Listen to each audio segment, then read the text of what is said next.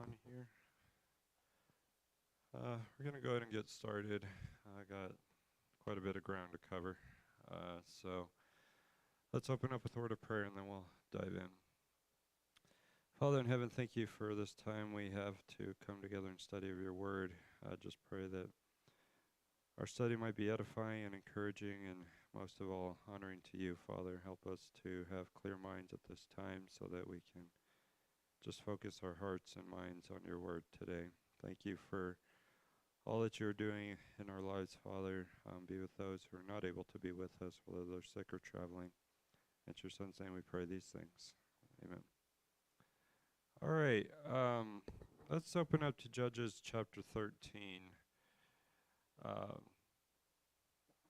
That's where we're going to spend our time. And I feel like as we're getting into this study, I think this is what the author of Judges has been building toward. Is this individual named Samson that I'm sure we're all familiar with. But what sets this series of events off is what we read in verse 1 of chapter 13. After the judges that we read about in chapter 12, chapter 13 begins, "Now the sons of Israel again did evil in the sight of the Lord, so that the Lord gave them into the hands of the Philistines 40 years. Now at this point, just by way of review, what's the cycle that we see happening in Judges?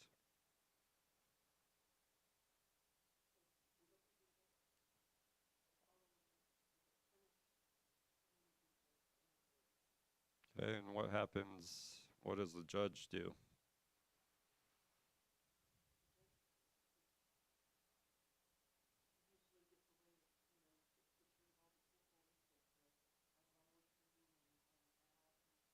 Okay, okay, so he establishes God's rule. The people remain faithful for a while, and then the cycle repeats itself. We're seeing that here in chapter 13. That is the general format of the book. There came a time when God's people were living in opposition to God. After having been faithful for a while, they give them over to these people called the Philistines for a period of 40 years. And it's that honor introduces us to what the author is going to record about the next judge we're going to be studying today. And we are going to do so in whirlwind fashion. And that's this judge named Samson. Excuse me. Now, Samson's story, unlike the last couple of judges we studied, his story encompasses several chapters. That's chapters 13 through 16. And Samson, what we're going to do is just gain a better understanding of what was accomplished through Samson. One thing we will see is that he was a very fallible man. And I think that's the application we can take from Samson's story, is that God does select fallible people to serve him. I would say all of us in here are fallible to some degree, but in the scriptures we see people like David and other people who otherwise faithfully serve God, but not without their own set of failures. And that's especially true of Samson, as we'll see as we get into this study. But we're just going to dive into the points. We'll kind of read the text as we go, but we're going to start here in chapter 13, and we're going to look at several points about Samson. But here in chapter 13, we'll see that he was a Nazirite from birth. So, in verses 2 through 7, we read the story of Samson's conception. Now, among the things that happen in these verses is that the angel of the Lord visited the man who would be Samson's father, a man named Manoah, and his wife. We don't know anything about his wife as far as her name goes, but we do know that she was barren and had no children, is what these verses tell us. So, in these opening verses of Samson's story, we're introduced to Samson's parents, who are visited by this angel of the Lord. And Samson's mother, as was said, she was barren and had no children. So one of the questions we have to ask here is who this angel of the Lord is. And I'll ask you, do you remember what this angel of the Lord is about?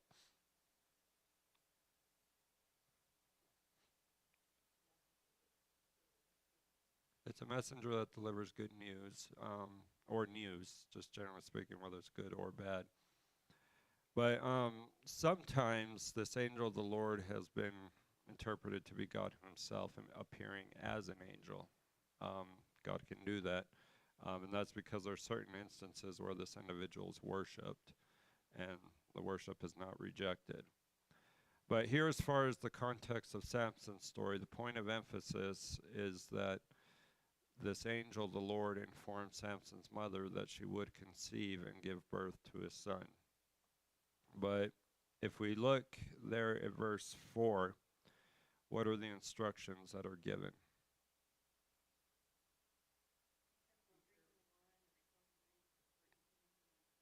Or anything unclean.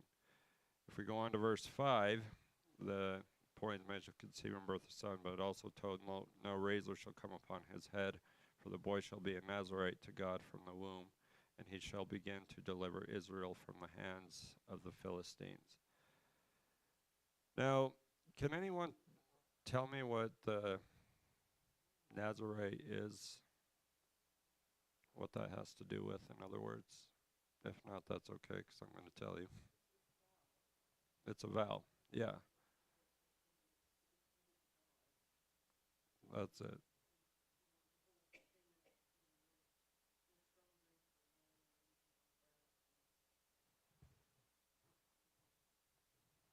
Right.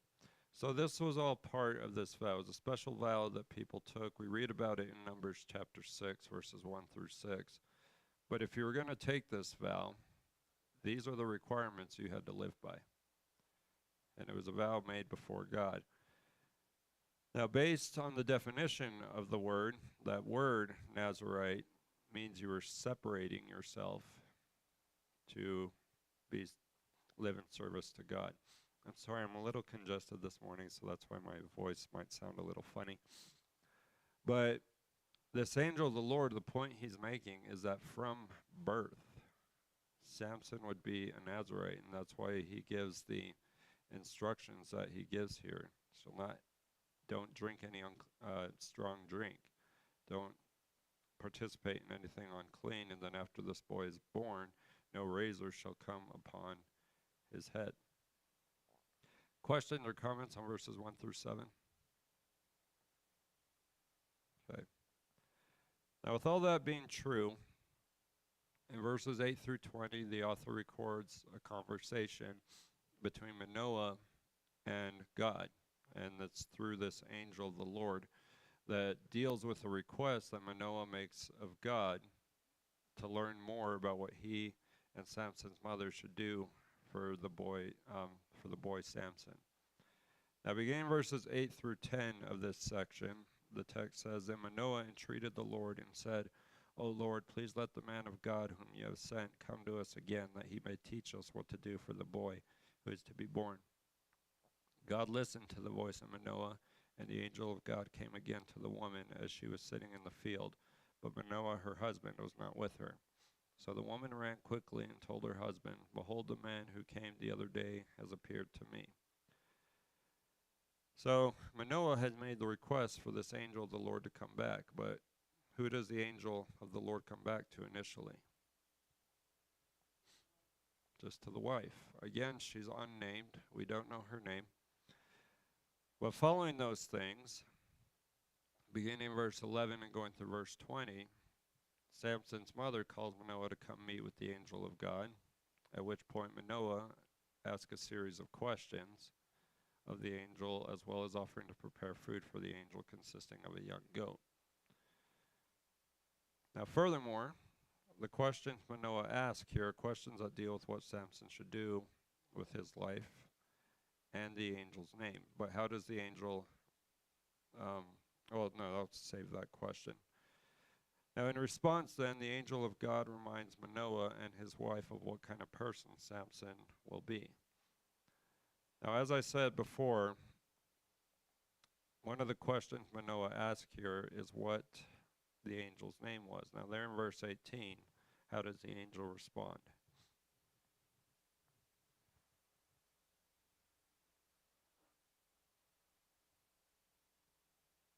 What does the text say?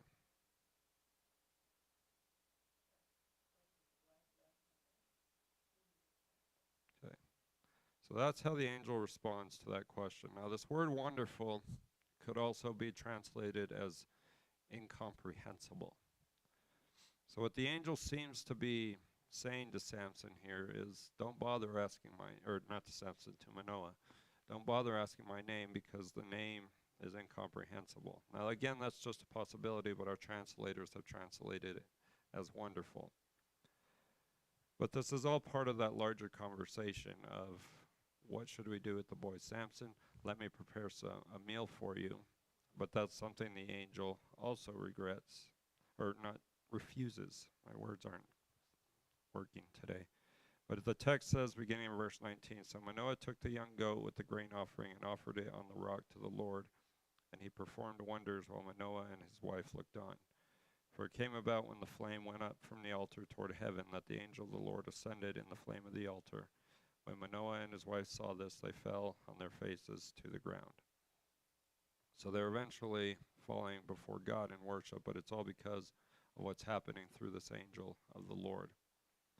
Questions or comments on those things? Okay. So, in the closing verses of this chapter, in verses 21 through 25, the angel of the Lord does not again appear to Samson's parents. At which point Manoah realizes that he had seen God, and that's where we get this idea that the angel of the Lord is probably God himself. Samson is born, and this concludes with the fact that the Spirit of the Lord began to stir him in Mahanadan and between Zorah and Eshtaol. Now this is where I want to turn your attention to our lovely maps that we've been looking at. I realized as I was studying through Judges, there's a lot of geography involved. So the Spirit of the Lord begins to stir in Mahanadan between Zorah and Eshtaol. This is in the land of Israel, but it's in that general area where the Spirit of the Lord begins to stir in Samson. So we have to ask that question, what is the Spirit of the Lord business again? Now, I originally thought, as I've put it before, that maybe this was the mind and heart of God. But another possibility, based on what you read in Samson's story, this is probably where he begins to get the power of God within him. Now, how do we know Samson had the power of God within him from his story?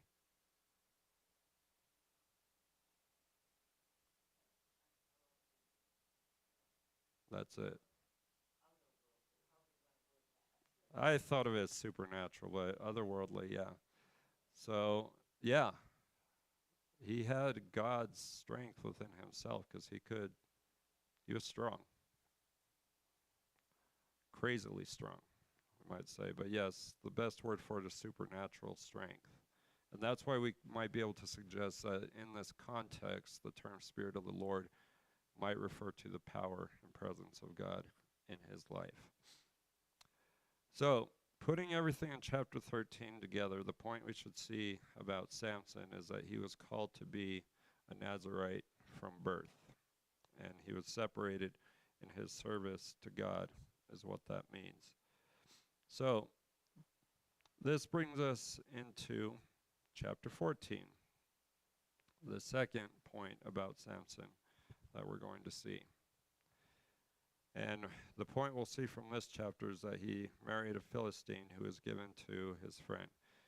Now, beginning there in verse 1 of chapter 14, the text says, Then Samson went down to Timnah and saw a woman in Timnah, one of the daughters of the Philistines. So, Spirit of the Lord starts here, but then he goes to this place called Timnah. Now, Philistia, where the Philistines are from, are down south of there.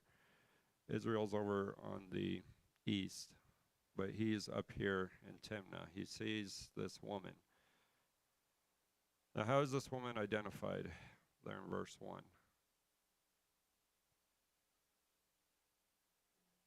Daughter of the Philistines. Now, what does that mean? She wasn't Jewish. Now, under the old law, how did God feel about marrying outside the Jewish circles? He did not want it. Here's where we're beginning to see Samson's weaknesses, so to speak, for the lack of a better term. So he sees this woman, daughter of the Philistines. But we move on through the text. Text says, so he came back and told his father and mother, I saw a woman in Timnah, one of the daughters of the Philistines. Now therefore get her for me as a wife. Then his father and his mother said to him, is there no woman among the daughters of your relatives or among all our people that you go and take a wife from the uncircumcised Philistines? But Samson said to his father, get her for me, for she looks good to me. However, his father and mother did not know that it was of the Lord, for he was seeking an occasion against the Philistines. Now at that time the Philistines were ruling over Israel. So Samson sees this woman, asks his father to go get her for her. How does the father respond?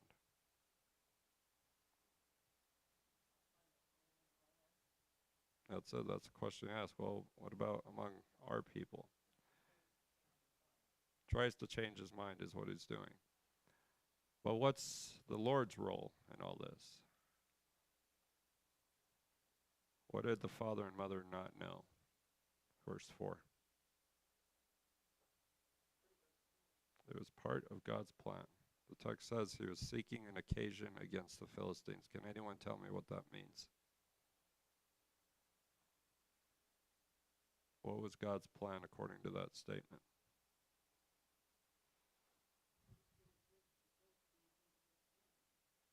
That's it.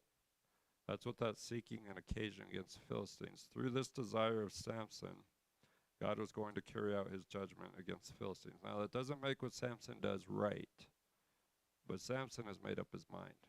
So now God is going to use that to carry out his judgment against the Philistines. And this is where basically Samson is selected as this judge at this particular point. Now, it happened before, but this is where it's getting put into motion. So, going into verses 5 through 9, we begin to read the story of Samson's dealing with this woman. This is not Delilah. We're not to that point in the story yet. This is another woman from the Philistine land. So, verses 5 through 9, the author of Judges records the story of Samson and his family's journey into Timnah to go get this woman. But they encounter a lion. So the text says, and Samson went down to Timnah with his father and mother and came as far as the vineyards of Timnah. And behold, a young lion came roaring toward him. The Spirit of the Lord came upon him mightily, so that he tore him as one tears a young goat, though he had nothing in his hand. But he did not tell his father and mother what he had done. So he went down and talked to the woman, and she looked good to Samson. When he returned later to take her, he turned aside to look at the carcass of the lion, and behold, a swarm of bees and honey were in the body of the lion. So he scraped the honey into his hands and went on, eating as he went. When it came to his father and mother, he gave some to them, and they ate it, but he did not tell them that he had scraped the honey out of the body of the lion. So what happens in this section of the story?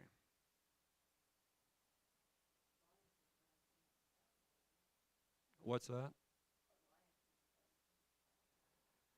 I believe so. But the point of emphasis here is that Samson has killed it with his bare hands. So the lion is dead. And what does he do with what does he get out of the lion? Okay. Well, what's the problem with this? There's that, but he's a Nazarite, so what else is part of the problem here? What is a Nazarite not supposed to do? Touch something dead.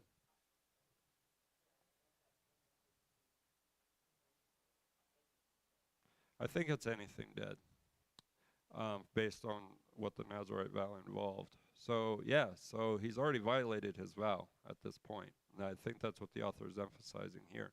But what this does is sets off what one commentator called a chain reaction that eventually ends up with him losing his strength at the end of the story, of his story in chapter 16. So this has happened. So going on to verses 10 through 20, the author returns to the focus of this chapter, Samson's marriage to this unnamed Philistine woman, and records the marriage to this woman that ends the marriage that ends is a result of a riddle that Samson puts forth. Now, when you read these verses, this riddle involves the whole story about the lion. So, beginning verse 10, it says, "Then his father went down to the woman, and Samson made a feast there, for the young men customarily did this. When they saw him, they brought 30 companions to be with him. Then Samson said to them, 'Let me now propound a riddle to you. If you will indeed tell it to me within the 7 days of the feast and find it out, then I will give you 30 linen wraps and 30 changes of clothes. But if you are unable to tell me, then you shall give me 30 linen wraps and 30 changes of clothes.' And they said to him, 'Propound your riddle, that we may hear it.' So he said to them, 'Out of the eater came something to eat, and out of the strong came something sweet.' But they could not tell the riddle. In 3 days." I'll pause there. What's this riddle about? The whole lion story. So that's why that lion story is there, because it fits in the context of the story. So Samson's companions, over a period of several days, they can't figure it out. So we move on through the story. Then it came about on the 4th day, they said to Samson's wife, "Entice your husband so that he will tell us the riddle, or we will burn you and your father's house with fire. Have you invited us to impoverish us? Is this not so?" So they can't figure the riddle out. What do?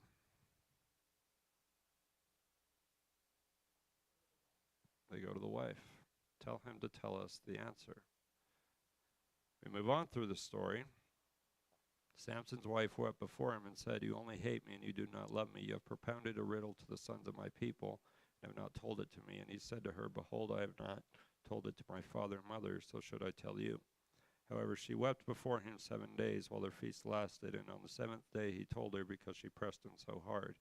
Then she told the riddle to the sons of her people. So the men of the city said to him on the 7th day, before the sun went down, "What is sweeter than honey, and what is stronger than a lion?" And he said to them, "If you had not plowed with my heifer, you would not have found out my riddle." Then the Spirit of the Lord came upon him mightily, and he went down to Ashkelon and killed 30 of them, and took their spoil, and gave the changes of clothes to those who told the riddle. And his anger burned, and he went up to his father's house, but Samson's wife was given to his companion, who had been his friend. So, they get the answer to the riddle from his wife. What does Samson do in response? Goes and kills 30 of the people in this place called Ashkelon. I didn't note it on my map, but Ashkelon, it's in small print. So Timnah, if you follow that green line to that, that's where Ashkelon is, right there on the coast. I didn't put in bigger print. I apologize. So that's where his marriage ends. What happens to the wife? There in verse 20. Do you have best man in there? Good. New American Standard has friend, but it does come from this word that refers to someone that we would call a best man. And all because of a riddle is how this marriage ends. Now, there's a lot more involved, but the source of this was this riddle that he propounded. Questions or comments on chapter 14? All right. So the point regarding Samson from chapter 14 is that he married a Philistine woman who was given to his friend. So in this chapter, the author of Judges has told the story of Samson's marriage to a woman who was given to his best man. Now, the author has shown that the reason this marriage ended is because of Samson's refusal to reveal the answer to his riddle.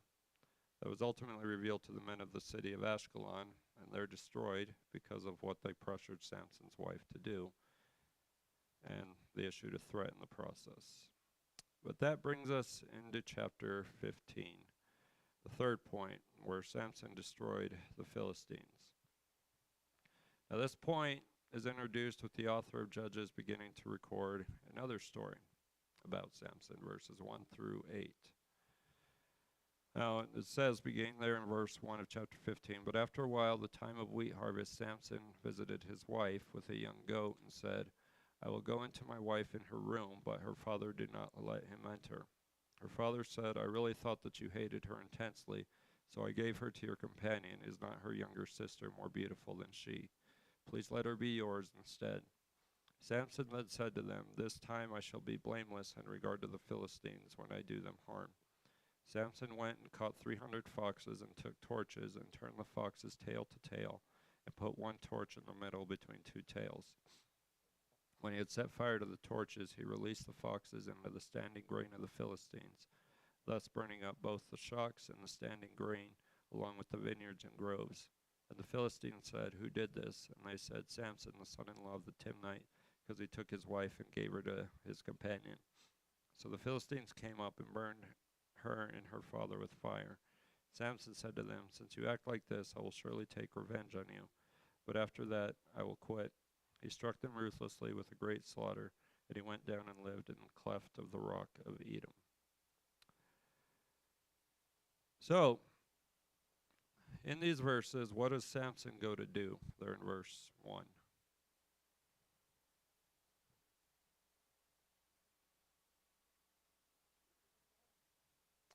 But what's happened to his wife?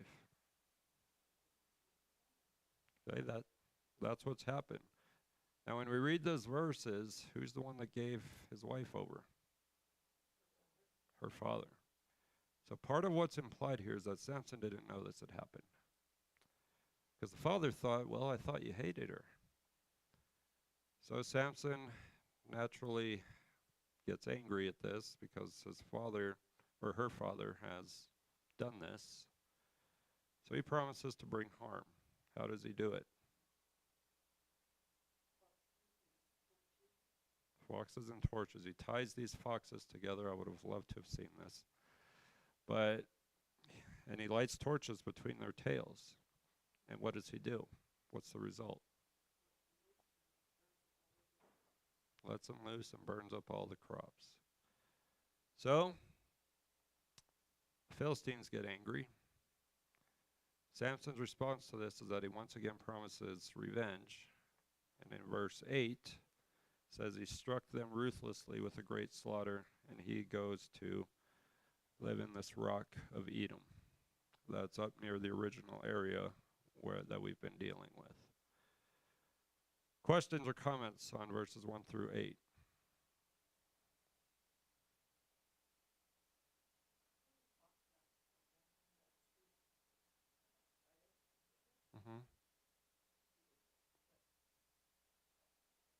Cool. I have seen foxes in the Denver area myself. So coming back here to the text, the Philistines prepare to do battle, and we see this in the fact that it says, verse 9, Then the Philistines went up and camped in Judah and spread out in Lehi. The men of Judah said, Why have you come up against us? And they said, We have come up to bind Samson in order to do to him as he did to us. Then 3,000 men of Judah went down to the cleft of the rock of Edom and said to Samson, Do you not know that the Philistines are rulers over us? What then is this that you have done to us? And he said to them, As they did to me, so I have done to them. They said to him, We have come down to bind you so that we may give you into the hands of the Philistines. And Samson said to them, Swear to me that you will not kill me. So they said to him, No, but we will bind you fast and give you into their hands. Yet surely we will not kill you. Then they bound him with 2 new ropes and brought him up from the rock. So the Philistines are preparing to do battle against Samson. How do the men of Judah respond?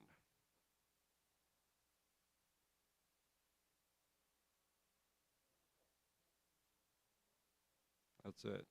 They ask him, Why have you done this, Samson? Samson explains why. So yes, the men of Judah are going to turn him over. But one thing the author shows us is that they bind him with 2 new ropes, is what the text says there in verse 13. Now, can anyone tell me anything about new ropes versus old ropes? They're strong. These new ropes that the text mentions, they were very strong.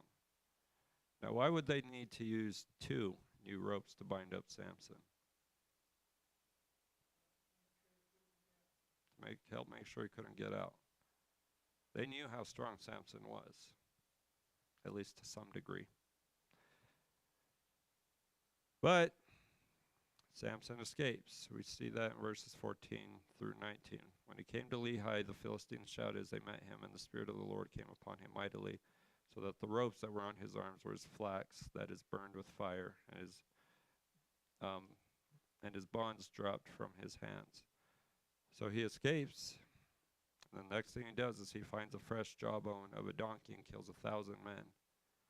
After which he gets rid of the jawbone, names the place where this happened, calls on God to provide him for drink to relieve his thirst, and Samson's strength is renewed and revived, and he gives the name. But he does this with this fresh jawbone of a donkey. What does that say about the donkey? It's dead. Likely came into contact with a dead donkey and tore the jawbone off and did what he did. But God doesn't do anything about it yet, but this doesn't change the fact that he's come into contact with another dead body. So having recorded these things, in verse 20, chapter 15 concludes. It says, so he judged Israel 20 years in the days of the Philistines. Now we're going to come back to this fact, but here we're again seeing the general format of the book of Judges, how long the judgeship lasted. But this is kind of I'm calling it an intermission between now and the rest of Samson's story, because we're going to be getting into the Delilah section.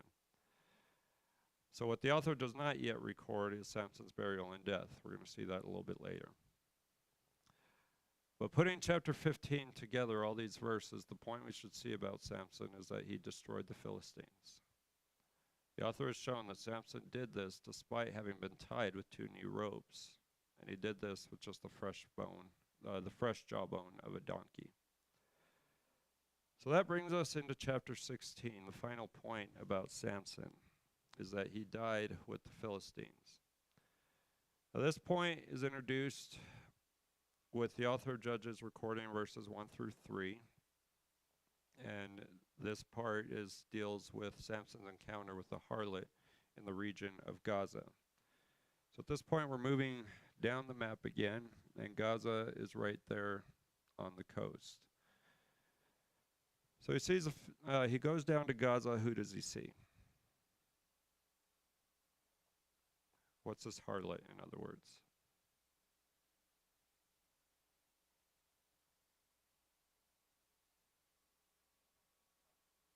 It's a prostitute. That's it. That's what a harlot is. A shady charactered kind of woman. But so the text says, now, and Samson went to Gaza and saw a harlot there and went into her.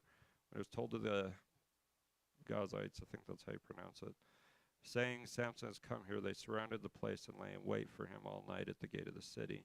They kept silent all night. Let us wait until the morning light, and then we will kill him.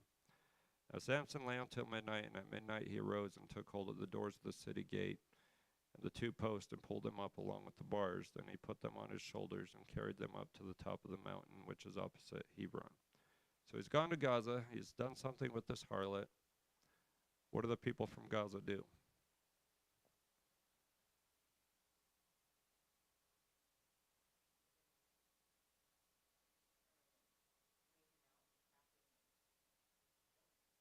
That's the intention here. But in the middle of the night, Samson does what he does here, and he travels to some mountain. Hebron's over there on the other side in the land of Israel. So he goes to that mountain along with what part of the city?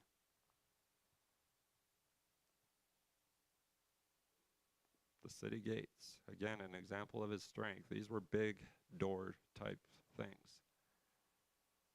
Carries them up to the top of the mountain, which is opposite Hebron. The text doesn't tell us what he does with them, just the fact that he carried them to this place.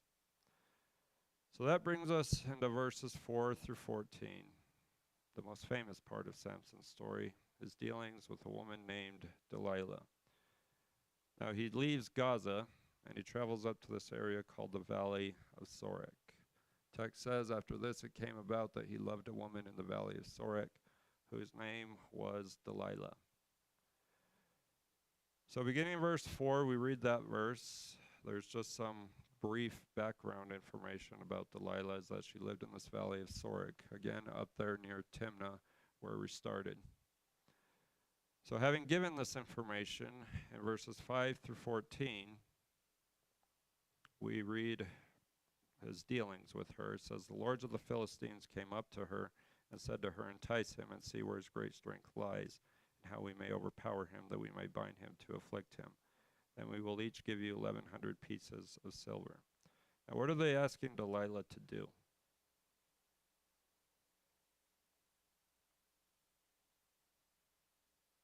There in verse 5. To find out where his strength comes.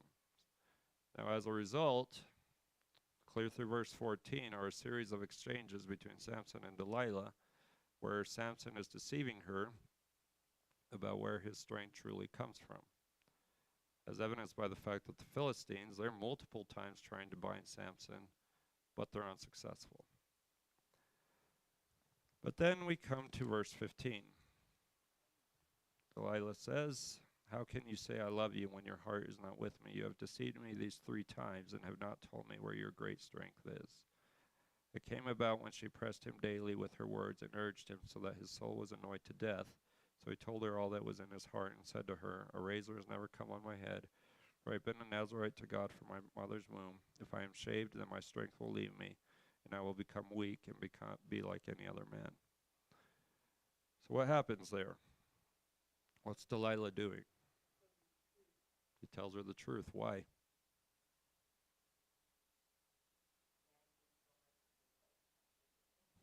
That's it. The text says she annoyed him to death.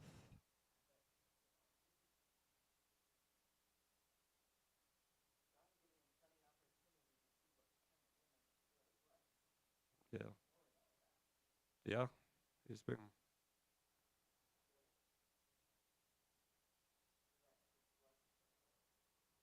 Yeah.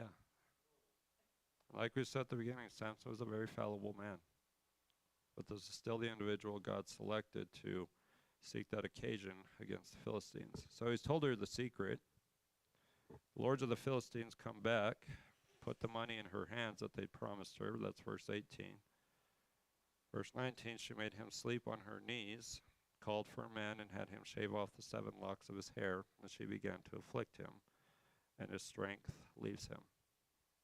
So verse 20, she said, the Philistines are upon you, Samson, and he awoke from his sleep and said, I will go out as other times and shake myself free. But he did not know that the Lord had departed from him. So what's happened at this point in verse 20? He's lost his strength. His strength came from God. The Lord has left, and he's lost his strength.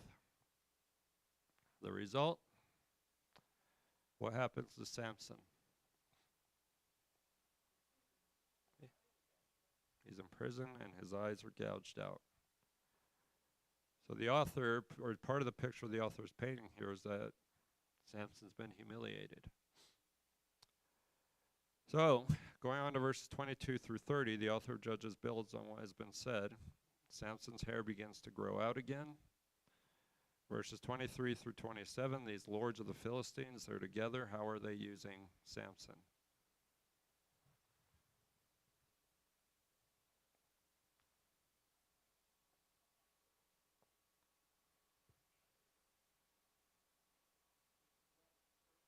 Oh, sorry, on verses 23 through 27. And I'll just start reading it now. The lords of the Philistines assembled to offer a great sacrifice to Dagon their god and to rejoice, for they said, our God has given Samson, our enemy, into our hands. When the people saw him, they praised their God, for they said, our God has given our enemy into our hands. It so happened when they were in high spirits that they said, call for Samson that he may amuse us. Verse 25, what are they wanting Samson to do? To put a show on. He's blind. He doesn't know, he needs help getting around. So they're entertained by this fact. But with Samson is he calls for a boy, help me to feel the pillars on the place of this where this was happening. The boy fulfills this request. Samson calls out to God, strengthen me one more time. And he brings the house down, literally. But he makes this statement. His last words, let me die with the Philistines. At one time, 3,000 people died. The Philistines people. Samson pulls down the house with all of his might, and the text says he kills more people in his death than he did in his life. And so we have the last recorded fact about Samson.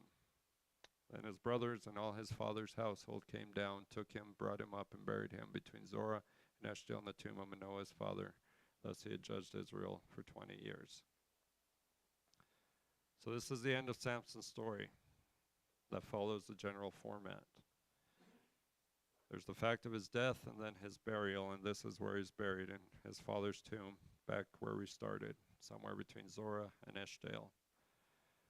Now, how long did the Philistines rule the people? All the way back in verse 1 of chapter 13. 40 years. How long did Samson serve as judge? 20. Half the time that the Philistines were ruling.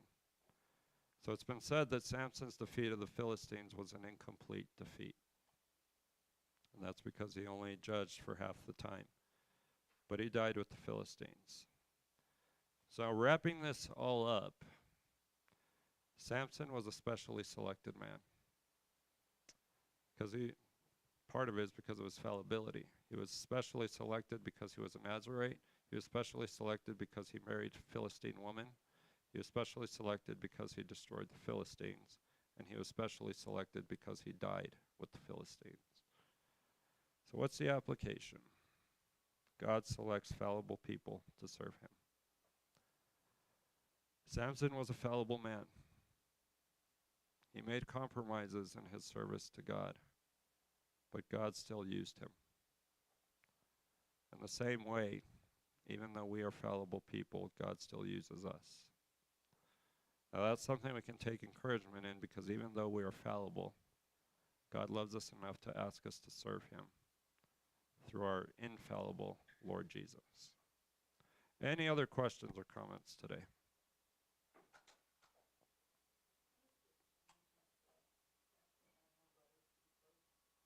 What's that, Sandy? Yes, he did have more brothers, but is there a question in there? Okay. I just wasn't sure if you were asking a question. Anything else? All right. Well, we are dismissed to get ready for worship.